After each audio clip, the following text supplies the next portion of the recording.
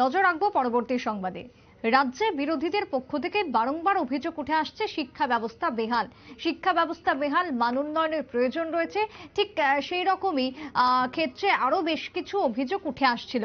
তবে এবার শহরতলির আনন্দনগর দ্বাদশ শ্রেণী বিদ্যালয় থেকে উঠে আসলো যে ছবি, শিক্ষার অবস্থা যেহেতু বিভিন্ন ক্ষেত্রে অভিযোগ উঠে আসছে শিক্ষার ব্যবস্থাকে ঘিরে, তাই আগামী দিনে ছাত্রছাত্রীকে সঠিক শিক্ষার মধ্যে গড়ে তোলা, তার জন্য এবার বিশেষ আয়োজন গ্রীষ্মের ছুটিতে।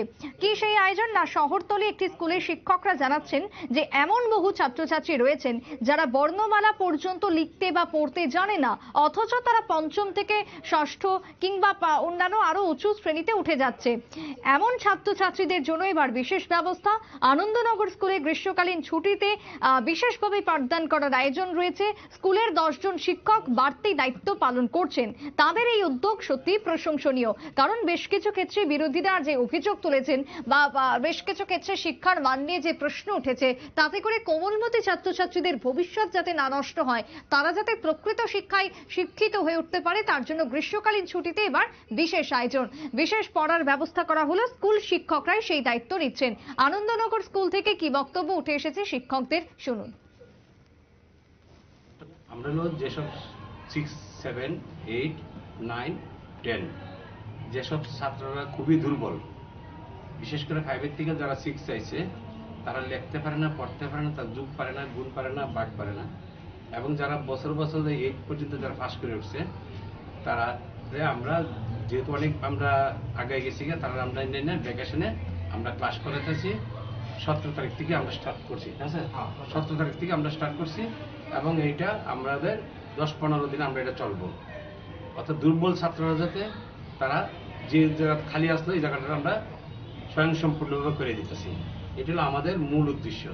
এখানে আমরা প্রায় 10 জন টিচার প্রত্যেক দিন আসছি, রবিবার বাদ দিয়ে, ছুটির দিন, হ্যাঁ, ছুটির দিন বাদ দিয়ে, সরকারি ছুটির দিন বাদ দিয়ে, রবিবার বাদ দিয়ে আমরা 11টা থেকে 2টা পর্যন্ত 3টা ক্লাস, বিশেষ করে বাংলা, ইংরেজি, অঙ্ক। বাংলার মধ্যে যারা বাংলা পড়তে পারে না, তারা আমরা কিভাবে হাতে কলমে আমরা পড়াইতে পারি, এটা আমরা গুরুত্ব দিতেছি। ইংরেজি অনেকে যারা হ্যান্ড রাইটিং পারে না বা ইংরেজি পড়তে পারে না, তারা আমরা গুরুত্ব দিতেছি। অঙ্ক তো দেখা যায় 8 থেকে বছর ফার্স্ট করে 9-এ উঠছে, কিন্তু তারা যুগ পারে না, বা বিভিন্ন স্কুল থেকে আইছে 6-এ 7-এ তারা অঙ্ক পারে না, তারা আমরা এগুলা শিখাইয়া তারা আমরা জায়গা নিতেছি।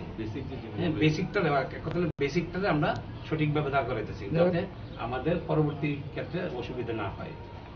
এই নিয়মটা আমরা গত বছর থেকে শুরু করছি। দেখা যাচ্ছে অনেক ক্লাস 5 থেকে 6-এ যারা পড়ে, তারা এখনো সরাসরি নিয়ে পারে না। এই বিষয়ে এই জিনিসটা কি কারণে হইতেছে?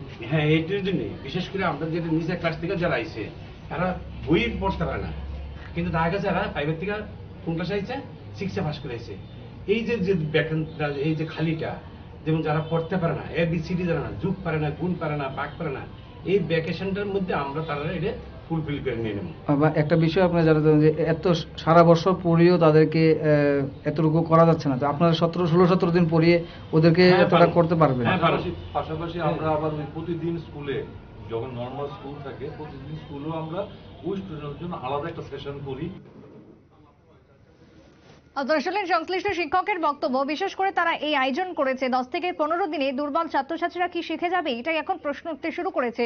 শহরতলির একটি স্কুল যদি এই অবস্থা হয়, তাহলে গ্রামের স্কুলগুলির কেমন অবস্থা, সেটাও কিন্তু প্রশ্নের মধ্যেই থাকছে। আনন্দনগর দ্বাদশ শ্রেণী বিদ্যালয় থেকে একদিকে যেরকম শিক্ষকদের উদ্যোগ প্রশংসনীয়, অন্যদিকে স্কুলের এই হাল কেন, তার উত্তর কে দেবে, এমনটাই প্রশ্ন অভিভাবকরা তুলতে শুরু করেছেন। ছোট্ট বিরতির পর ফিরবো, সঙ্গে থাকুন।